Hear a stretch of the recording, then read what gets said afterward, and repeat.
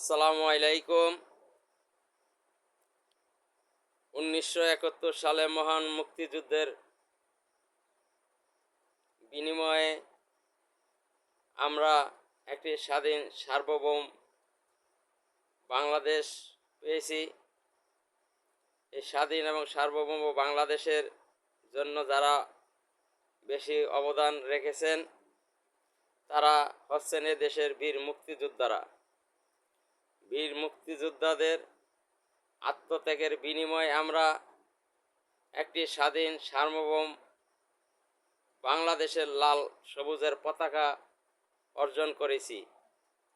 মুক্তিযোদ্ধারা হচ্ছেন জাতির শ্রেষ্ঠ সন্তান। তাদের আত্মত্যাগের বিনিময়ে আমরা বাংলাদেশ পেয়েছি, আমরা তাদের ভুলব না। কিন্তু দুঃখ পরিতাপের বিষয় হচ্ছে মুক্তিযোদ্ধাদেরকে আমরা সম্মান করি, ইজ্জত করি, তাদের অনেক অবদান এই বাংলাদেশের জন্য। কিন্তু বাংলাদেশে প্রচলিত আইনে এমন কোনো কিছু বলা নেই যে মুক্তিযোদ্ধারা অপরাধ করলে তার বিচার হবে না।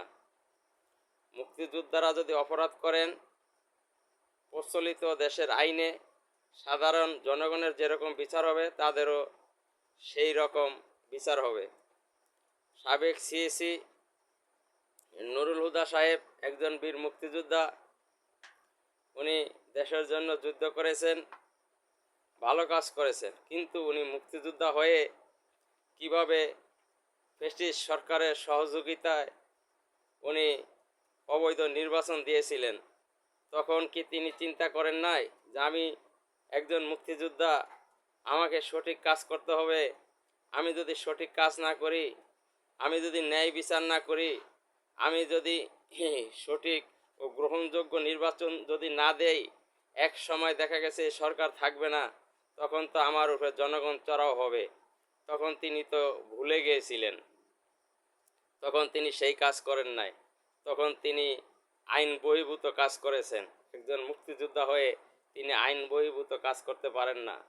আজকে সেই আইন বহির্ভূত কাজ করার জন্য বর্তমানে ওনার উপরে যে নিঃসঙ্গ হামলা হয়েছে, এজন্য আমরা লজ্জিত, গোটা বাংলাদেশ লজ্জিত। কারণ তখন যদি তিনি সঠিক কাজ করতেন তাহলে তার উপর এখন এই বর্বরচিত হামলা হতো না, তার ইজ্জতের হানি ঘটতো না। তার ইজ্জতের হানি ঘটা মানে আমাদের বাংলাদেশের ইজ্জতের হানি ঘটা।